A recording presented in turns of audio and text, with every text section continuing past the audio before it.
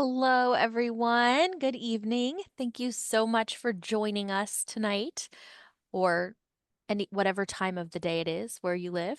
We're so glad to see you here. My name is Noelle Collis DeVito. Do you want to go ahead and say your name, Bethany? Hi, everyone. My name is Bethany Fail. I work at the Institute for Pastoral Initiatives here at University of Dayton, and I do the digital media. I manage that for the team. Great. Thank you so much. And I'm Noelle Collis DeVito. Like I just mentioned, I work in curriculum building and research here at the Institute for Pastoral Initiatives, and we're really thrilled to have everyone here with us this evening. We've got a great speaker who's going to share with us a little bit on conversations in the spirit and how those work to bridge the divide with dialogue. So we're going to go ahead and get started with this third part in the series. And I just want to hit on a couple of things before we jump right in. The first is that we have disabled the chat this evening for the sake of that we would prefer that people submit questions through the Q&A box. If you look at the bottom of your screen, you should see a Q&A icon, and if you click on that, you can submit any questions that you would like through that box. And those questions can be upvoted by your fellow participants, which is great because then that way those questions that feel a little more important to the group will be higher up in the order, and we can prioritize the way that we order or answer those questions. Feel free to post a question whenever you would like. You do not have to wait till the end of the session because they'll just sit there and wait until it's time to answer them. All right, let us begin with prayer. In the name of the Father, and the Son, and the Holy Spirit. Amen. This is a reading from St. Paul's letter to the Ephesians. Therefore, putting away falsehood, speak the truth, each one to his neighbor, for we are members of one another. Be angry, but do not sin. Do not let the sun set on your anger, and do not leave room for the devil. The thief must no longer steal, but rather labor, doing honest work with his hands, so that he may have something to share with one in need. No foul language should come out of your mouths, but only such as is good for needed edification, that it may impart grace to those who hear. And do not grieve the Holy Spirit of God, with which you were sealed for the day of redemption. All bitterness, fury, anger, shouting, and reviling must be removed from you, along with all malice. And be kind to one another, compassionate, forgiving one another as God has forgiven you in Christ.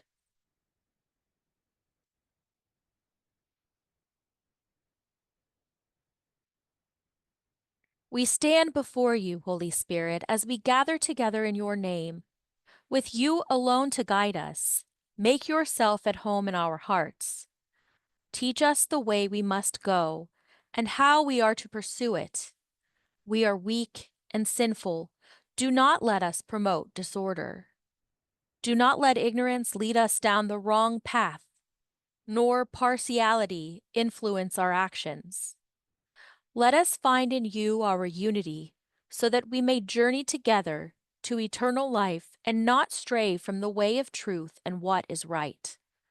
All this we ask of you, who are at work in every place and time, in the communion of the Father and the Son, forever and ever. Amen.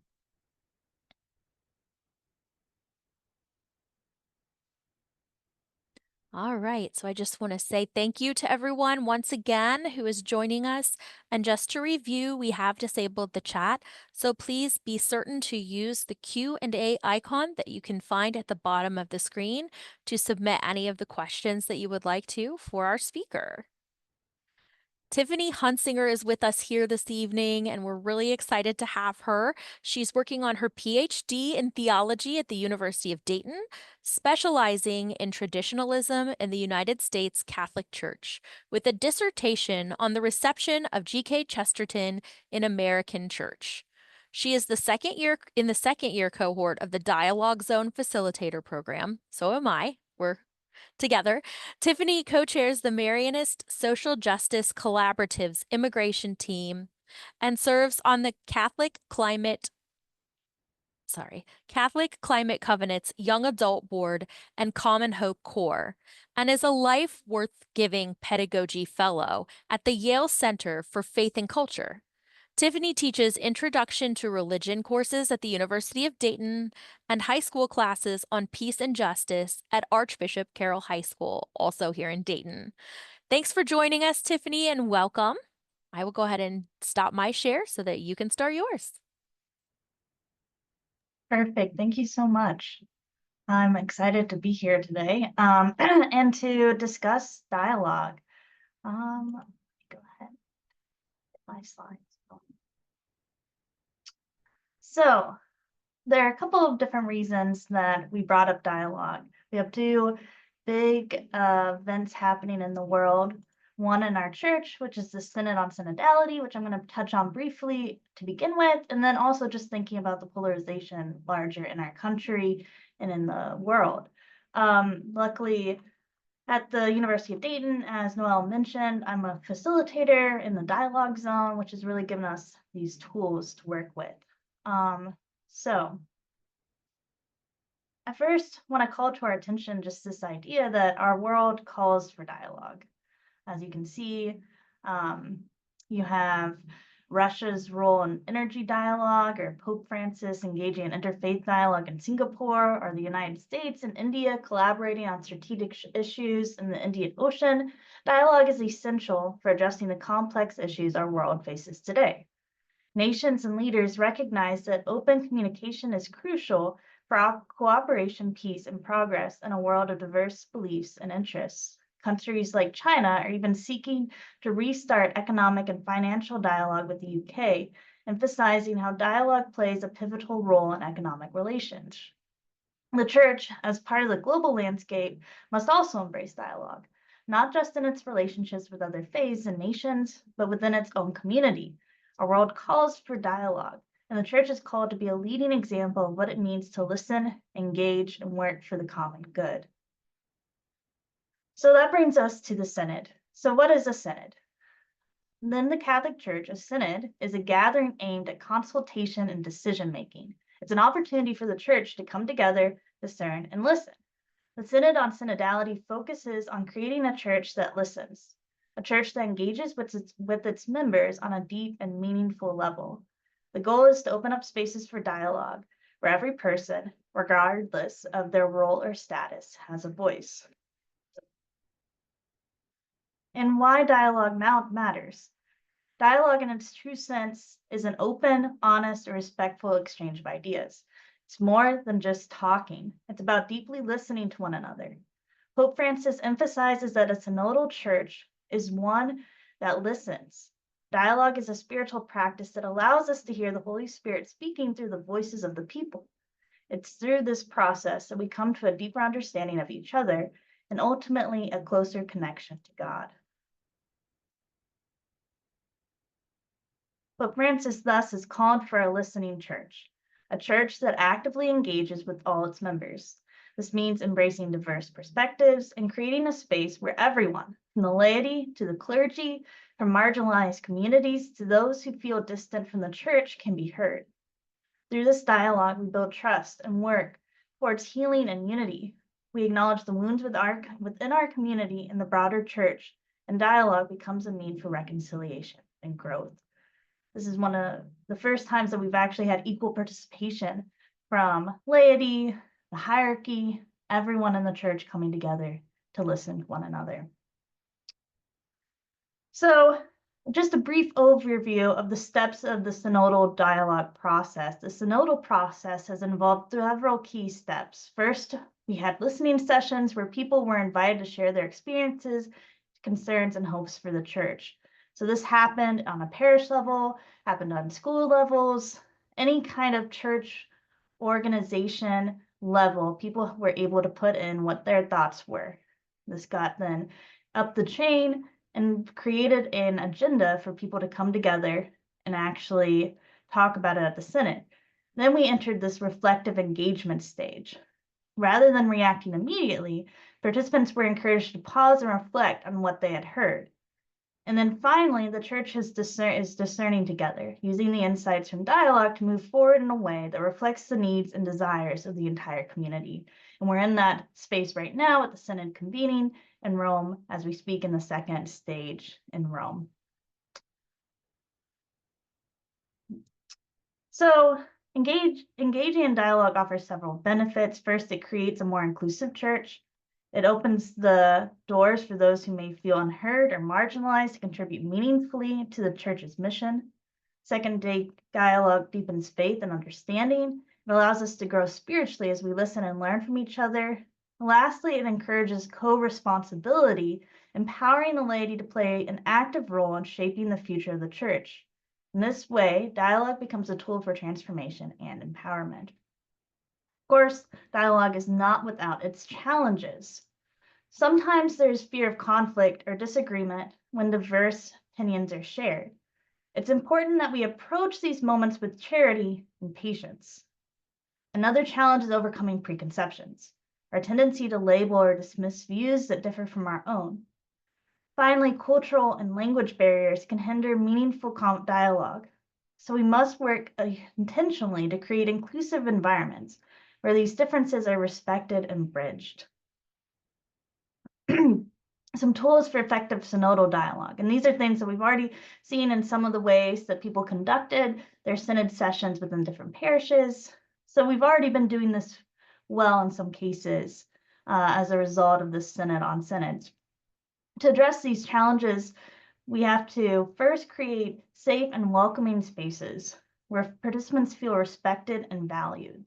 Setting guidelines for respectful listening and sharing helps create this atmosphere.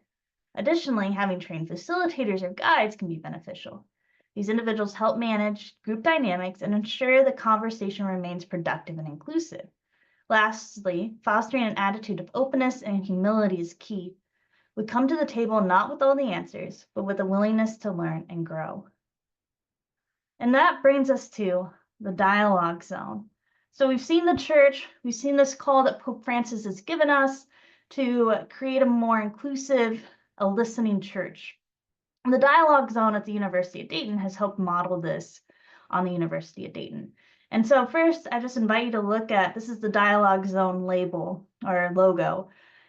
And it highlights the various elements and qualities essential for effective dialogue. In the center, we see the foundation, dialogue itself. Surrounding it are words representing the attitudes, skills, and values needed to create a space where authentic communities can occur. We see terms like listening, understanding, and respect, all crucial for building trust and ensuring that every voice is heard and valued.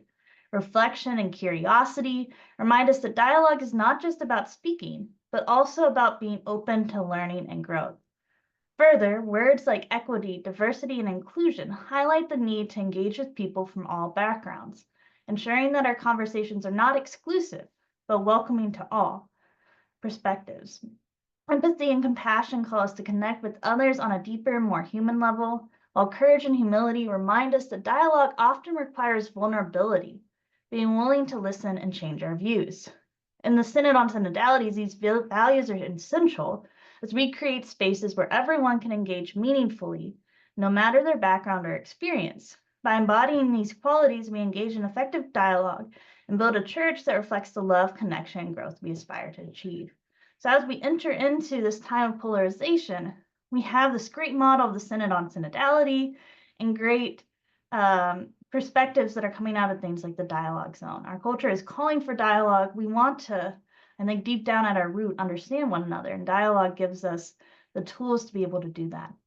So first, I want to talk a little bit more about the dialogue zone itself.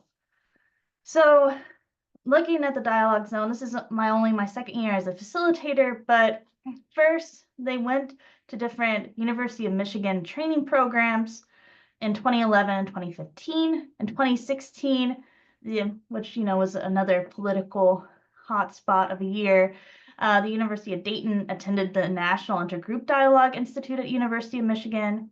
In summer 2017, they went to the conference. In fall of 2017, that was when they put together a proposal. In 2019, they finally met with the provost, and in fall of 2019, that's actually where the dialogue zone was launched. Of course, then COVID happened, things got moved to the pandemic, but it was actually out of the UD anti-racism plan that the dialogue zone was identified as a key resource in which really a lot of the movement that we saw on campus got propelled. And that's when 2021 was when the facilitator cohort program began. And so we are part of August 2023. The first Dialogue Zone Summer Institute happened that same year. The Dialogue Zone also does community outreach and community facilitator training as well. So this is where, for this part of the program, I'm going to be talking about some different key steps of how we were able to establish a dialogue zone on campus, and then some of the things that we've learned as a dialogue zone facilitator cohort on actually how to do dialogue. How do we create spaces where we can hear and understand from one another? So here we explore how we can create a culture of dialogue within a community, such as a university, but this model can go in different community spaces as well. This process has involved several key steps and strategies. First, we focus on raising up facilitators. These facilitators are trained to apply dialogue techniques and principles at the grassroots level, ensuring that dialogue is accessible and meaningful in different contexts across the university. They develop and deliver programming that brings people together, encourages active listening, and fosters open conversations. Veteran facilitators accompany new facilitators in this process, ensuring continuity and practical skills transfer. Additionally, as we expand the core of program graduates, they become essential in continuing and multiplying these efforts, helping further establish a culture of dialogue throughout the institution. The diagram on the right illustrates the gradual development of this culture.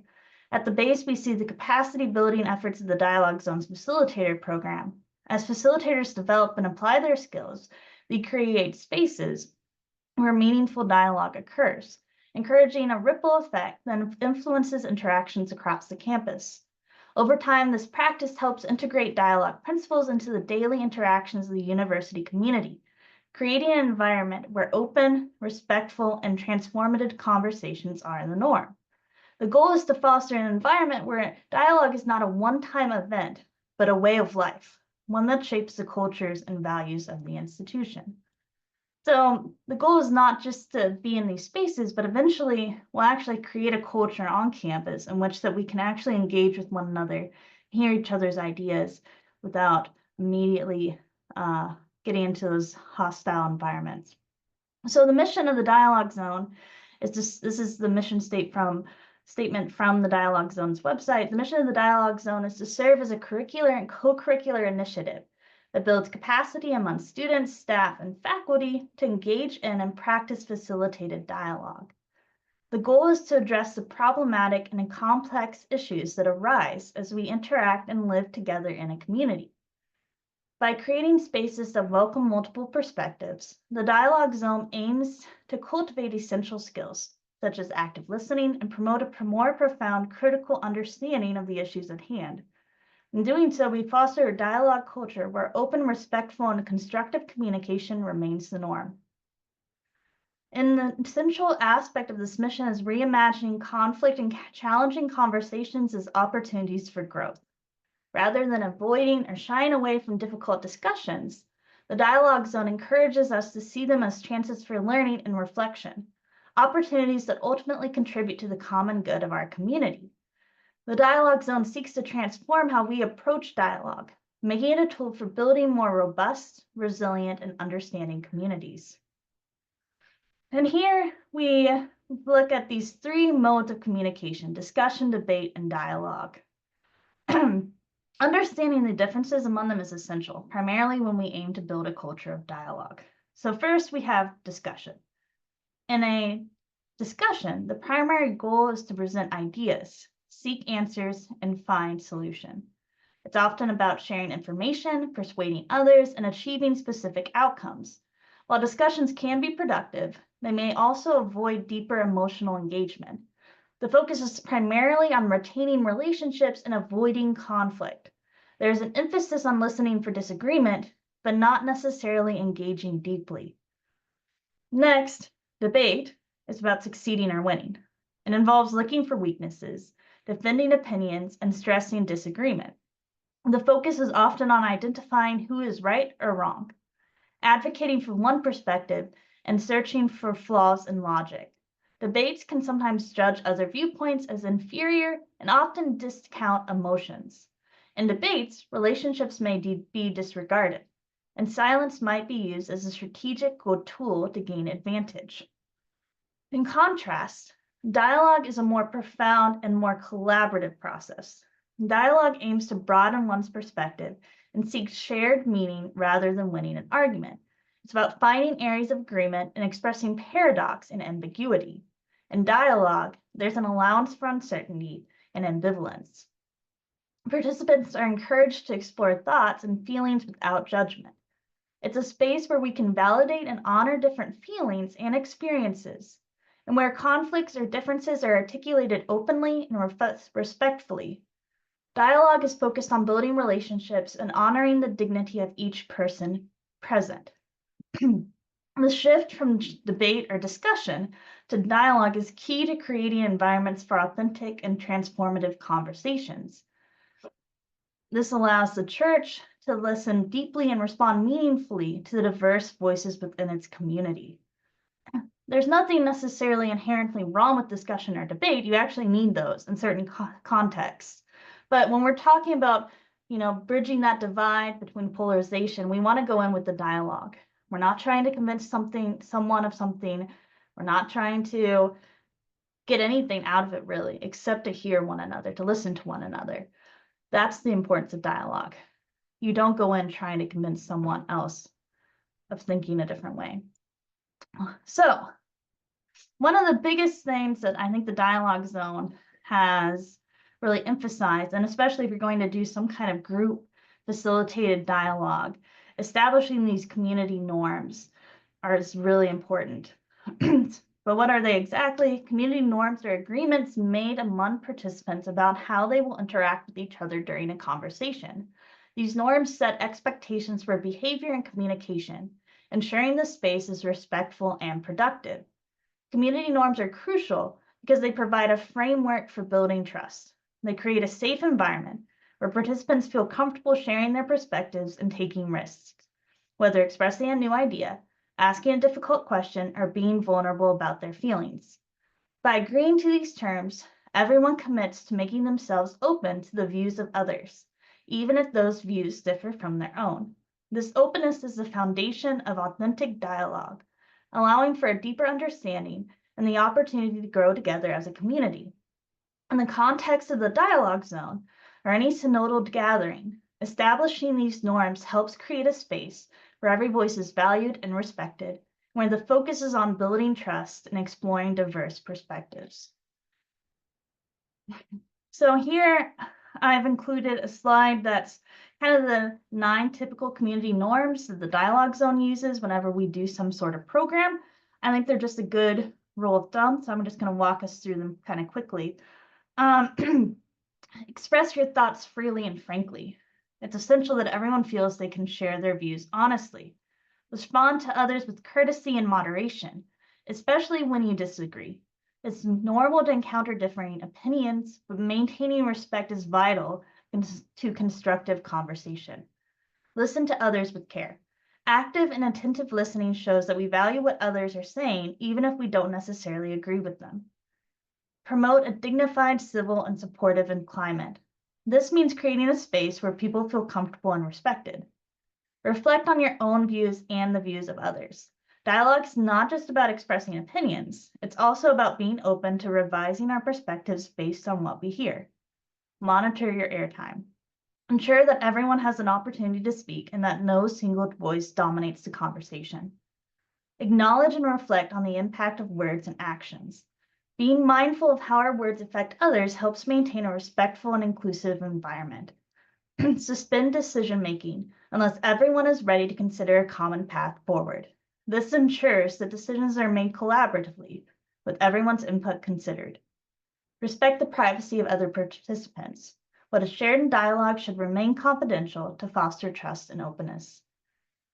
Following these norms creates a foundation for productive and respectful dialogue where all participants can engage openly and meaningfully.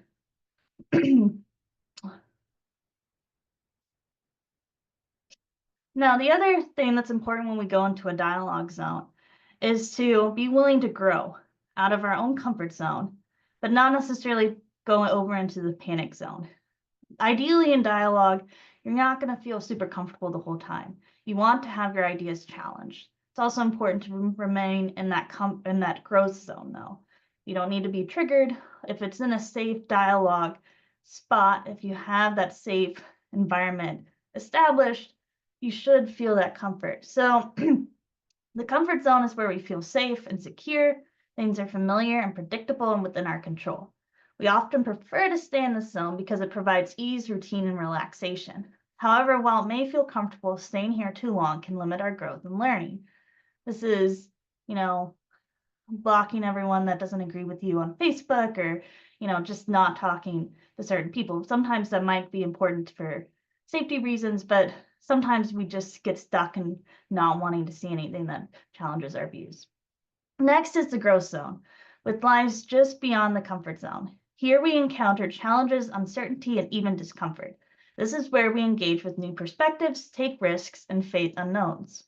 While it may be uncomfortable, it is also where true learning and personal development occur. Engaging in authentic dialogue often brings us into this space, where we are asked to stretch our perspectives and step into uncertainty. It's important to remember that growth happens when we're willing to engage with what is unfamiliar and explore it with an open mind. The outermost brain is the panic zone. This is where we feel overwhelmed and potentially unsafe. Situations may become too unpredictable or too far out of our comfort level. In the panic zone, we may experience fear, anxiety, or a sense of being out of control, which can hinder our ability to learn or engage productively. Dialogue aims to stay within the growth zone without moving into the panic zone. Establishing community norms and a supportive environment helps us make participants feel safe enough to venture into the growth zone without becoming overwhelmed. In essence, this diagram reminds us that growth and learning often require us to leave our comfort zones, but it's essential to create a space where participants feel supported as they navigate the challenges and uncertainties of dialogue.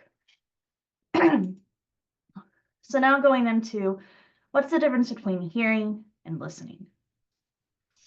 It's a crucial concept, especially when engaging in dialogue. Hearing is just this automatic physiological process.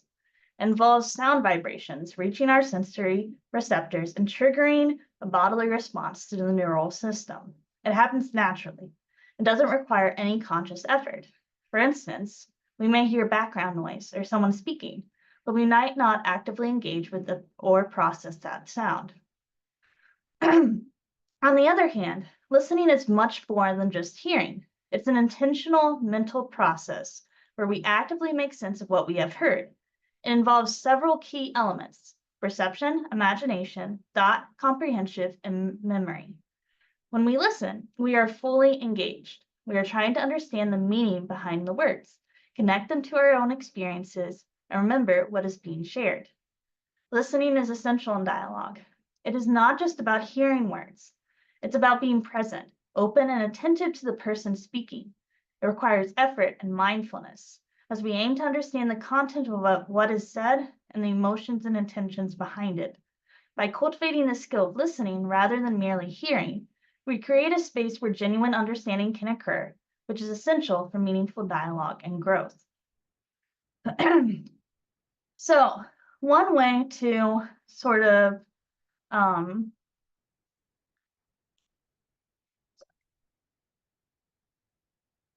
maintain this dialogue and help ourselves remain conscious is something called the LoRa method. So there's 4 steps to the LoRa method. The first step is listen. That's what I kind of just went over with, just mindfully trying to figure out what is the person saying. How can I give my full intention to what's being said? The second step is to affirm. So this is to say, I hear you. If you like something about what's being said, to say that. It's really enough just to say, I am listening to you. Just affirm that you have given your all to listening to what this person has to say. Number 3 is respond. And this is where it's important to use things like I statements, which means I'm not saying you said this. I'm saying I heard this when you said that, or I heard this, not you said, you did, I feel, I heard, and respond in that manner to whatever is being said. And then 4 is ask questions. So make sure that you are understanding correctly what the person's saying. Often we hear something or we listen to someone, and maybe what we thought they said is not what they actually said. So one tool to use this is paraphrasing. So this is when you actually reflect back to what the person has communicated to you. It's sort of like a feedback loop. So if you hear someone say something, you say, repeat it back to them and say, I heard you say XYZ. Is that what you said? Am I hearing you correctly? That helps us be on the same page and figure out what are we actually talking about. Because when someone says something, that might not be exactly what they intended to say, or maybe you were not able to understand exactly what they were saying. Clarifying questions also helps with this. So to help you understand exactly what do they mean. If there's something you don't understand, ask about it. Don't jump to judgment, don't jump to conclusions. Actually ask the person, what are they saying? What's a clarifying question that you could ask that could help you more clearly see before you jump to a judgment that they're XYZ, whatever negative adjective you want to put there. And I think that's another big thing that happens in these polarized spaces is that we hear something said, we jump to this conclusion before we ask what's actually being said. Did they mean what they said? Maybe they did, maybe they didn't, but before we jump to that, we should ask. And then going on to these building statements. So linking 2 or more comments or positions in the dialogue. So when you're actually in a dialogue zone to sort of facilitate a larger conversation with people, it's helped to look at associations. When you hear 2 people saying things, even if at first it doesn't look like they're saying the same thing at all, see if there's some kind of association.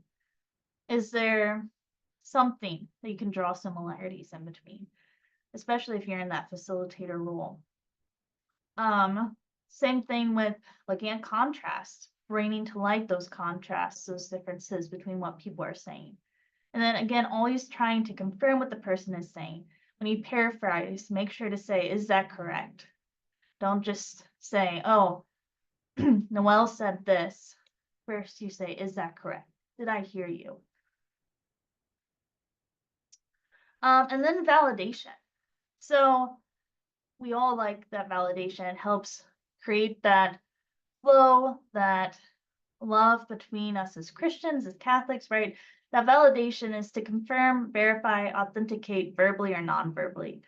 So this doesn't need to mean that you agree with what the person is saying, but it's just that validation that I listen to you, or if there's just one small thing that maybe the person said that you do agree with, to validate that, to authenticate that, to say, okay, when that argument, maybe you disagree with 90%, but that 10% where you agree, to point that out, to affirm that, and use that as a launch pad into a further dialogue.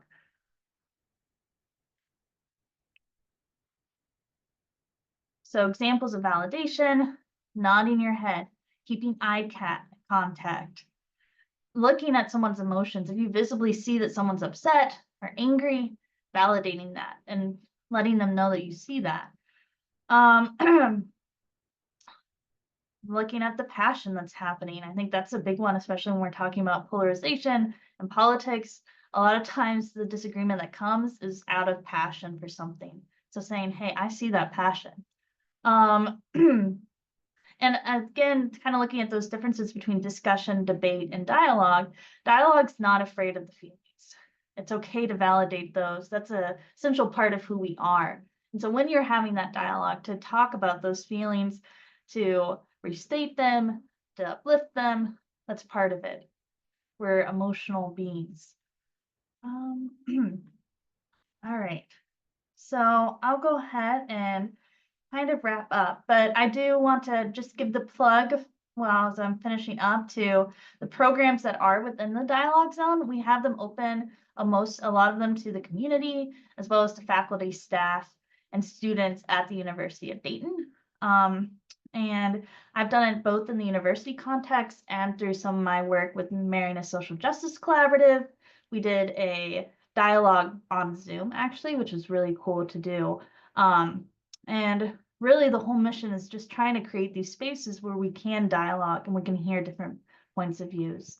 I was just in one the other day on does my vote matter? And that was a really interesting discussion, a dialogue between people and hearing what are people feeling in this upcoming election. That's definitely something the dialogue zone is looking at. So thank you. I really appreciate being able to speak to you all today. Thanks. Thank you, Tiffany. And if you have any questions and you would like to post those in the Q&A chat, we would be happy to facilitate some answers there. One of the things I really have enjoyed about the dialogue zone is the whole deeper understanding of people. I don't know about you, but I really enjoy going into one of those opportunities and taking the time to dive deeper into why someone believes what they believe. Because oftentimes we just hear that one part of who that person is. And in our minds, we make a lot of assumptions that we affiliate with that perspective, right? Well, clearly, if you say you're pro-life, then you mean that you're all of the things that a Right. Republican is, or all of the things, and people associate, but getting down to the deep understanding of why people believe what they believe and allowing them to articulate where that comes from, um, really helps to humanize the Mhm. issue, if that makes sense. And I think that that's part of the hard thing is to take that and to take these dialogue skills into our daily life and into our daily conversations, right? I know my husband and I try to practice dialogue in our household. We're not often successful, because when you're that close to someone, I think sometimes you want them to agree with you or to believe what you believe. But when we find ourselves in a place of debate or discussion, we try to take a moment to take a breath and get ourselves back into a place where we're seeking to understand one another as opposed to throwing ideas and thoughts at each other. Because I don't know about you, but I have a hard time listening when people are throwing things at me, you know? Right. Yeah. Yeah. So, do we have any questions at all pertaining to dialogue or why that would be useful in our social context today? I haven't seen any come through yet. All right. Well, while we wait for just a moment to see if we have any more of Yeah. those wonderful questions, I'm going to hop on over here, um, and just remind everyone that we have Father Aaron, who wrote the book that we discussed in our last session. He will be here on campus if you live anywhere near the University of Dayton campus in Bull Theater on Thursday, which is tomorrow, October 10th at 7 p.m. And I'm very excited to have him here visiting. I think that it's going to be a really wonderful opportunity to talk a little bit about why dialogue is important, and I'm really glad that we had the chance to share some of those deeper understandings about some key concepts to dialogue and how to utilize that in your daily life. All right. Any other questions? No? All right. Well, thank you so much, Tiffany, for joining us. I really appreciate your willingness to jump on and to take some time out of your evening to share a little bit about dialogue and how important that is in order for us to create a less polarized world around us and to improve the culture in our world. And we really look forward to further opportunities to facilitate more of these webinars for all of you. I know that this has been a 3-part series, but we're hopeful to continue with this. So keep your eyes peeled for further information about upcoming webinar opportunities. And Bethany just posted in the chat right there, for information about Father Aaron and his talk that will be taking place coming up. All right. Well, thank you all so much, and we look forward to seeing you soon. Have a wonderful night. Bye-bye. Bye.